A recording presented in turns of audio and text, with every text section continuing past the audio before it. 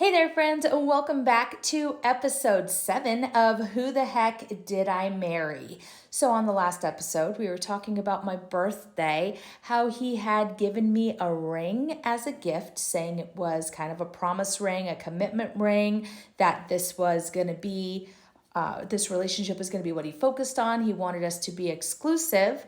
And the ring was to show that. Also, it was my birthday, and he knew sapphires were my favorite stone because it is my birthstone.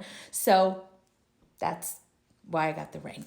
Later that night, at the end of the evening, he decided to say I love you, which I did not reciprocate because I really wanted to mean it when I said it. And I explained that to him, that I didn't want to just say it because he had said it to me, that I wanted it to come from the heart. So I got home after leaving his parents' house. We had driven and driven. And I had texted him goodnight, and he did not text me back. And that was probably one of the first times that I kind of felt like, I mean, we were like hitting a bump in the road, or we were, since till that point, we were smooth sailing. So, I mean, I guess 4 weeks in, like, new relationship, it could kind of be great. But I tell you, we saw each other every single day. So the next morning, I get up and I text him, good morning, hope you have a great day.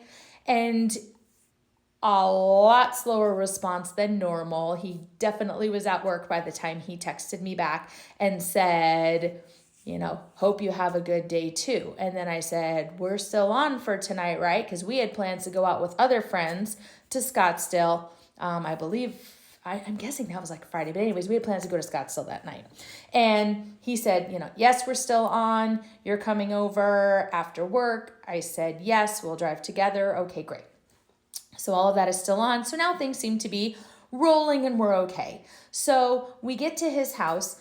And we change and we get on to our destination. And I'm sure there was dinner before that. And then we, with friends and we meet with friends and we're at this club. And while we're dancing at the club, I decide to tell him I love him. I think, I probably felt it, or maybe I didn't even really know what love was at that point, or what true feelings of love were at that point. But I meant what I said. Although I definitely will tell you that the pressure, the fact that he had said it, and I wanted to make sure that I wasn't ruining things. And I think I probably truly felt that if I didn't feel it at that moment, I probably would be getting more and more there every day. So while we were there at the club and dancing, I told him, and that of course made him extremely happy.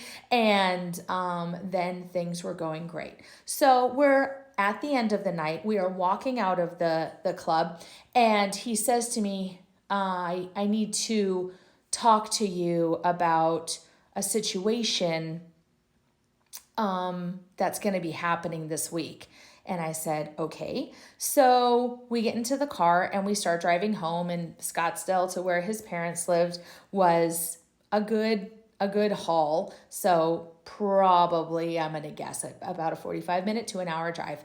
So we're driving, and he explains to me that when he was in Michigan, he had a girlfriend. Now, I had not heard about this girlfriend, but he explains to me that they hadn't really been dating long. They had met on a dating site. So I'm thinking about how he told me about his girlfriend history, but I heard about the two major players, but there was not the need to talk about her.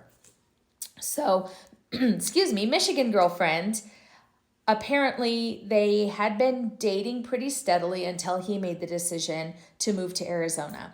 And according to him, when he decided to move to Arizona, he tried to end things with her. He did not see this relationship progressing further than they were. Also, with him leaving, he was not interested in trying anything long distance. And apparently she was still really invested in him and really wanted to continue or try long distance. So had been really trying to pursue him even after he left. He tried to cut things off. She kept texting, calling, pursuing. Now, like I had said earlier, he had been back into the state about 2 or 3 weeks before we had met, immediately started dating, and had been inseparable ever since. To my knowledge, I mean, I didn't search his phone, look at his phone. I don't know anything. But guessing at, this point in time that she is very much trying to get him back.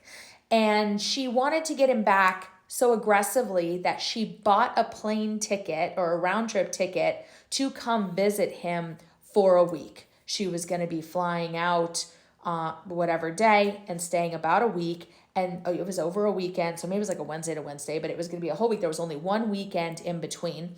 And then she was flying home. And he said that he had told her, do not come. I do not want you to come. Please do not come. And she said, I'm coming. I've bought the ticket. I'm coming. He said, I'm guessing she's trying to, wrench her way in. And I said, well, does she know about me? And he said, no, she does not know about you, which is why I'm telling you this now.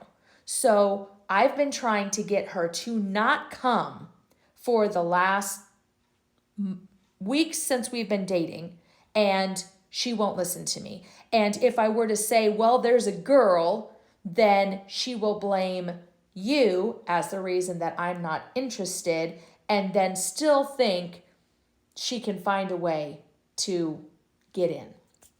And, she'll blame you. And I'm like, well, I don't care. I don't know this girl. I don't care if she blames me or not. I mean, you could tell you met somebody and obviously we're, getting pretty serious. You've promised and we're exclusive and all that, right? That's still right. Yeah, that's good.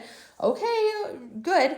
So he says, but here's the deal. I don't want her to know about you because I don't want her to try to find you. I think she's got some weird psycho tendencies. I don't want you to be involved at all. So she has no reason to think about you at all, blame you, contact you, nothing.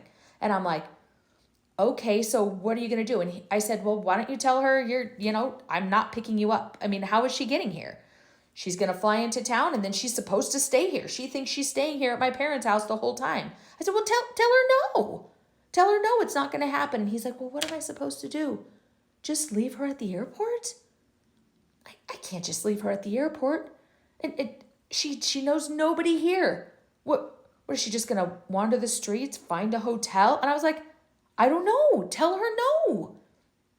He's like, I can't do that to her. He said, I'm gonna go pick her up.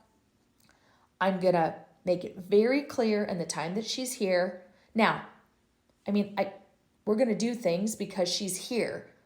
And we're not just gonna sit at the house and stare at each other. So, I'll probably take her to Sedona or, over the weekend, or we'll probably go for a day trip here or there in the truck. But I'm going to make it very clear the entire time that we are done, that this is nothing.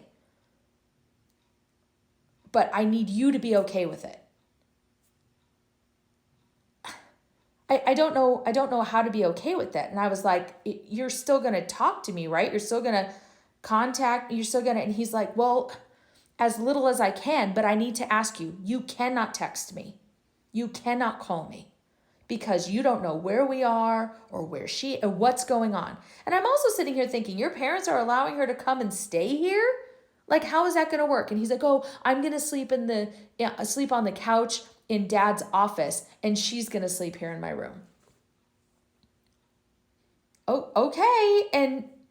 And so, but he's like, I will do my best while I'm at work to text you or to call you before I leave or when I'm in the car after. I will talk to you then, as long as I will then. But after that, like when I am around her, I cannot, because she can't see me on the phone all the time, because I do not want her to know that you exist.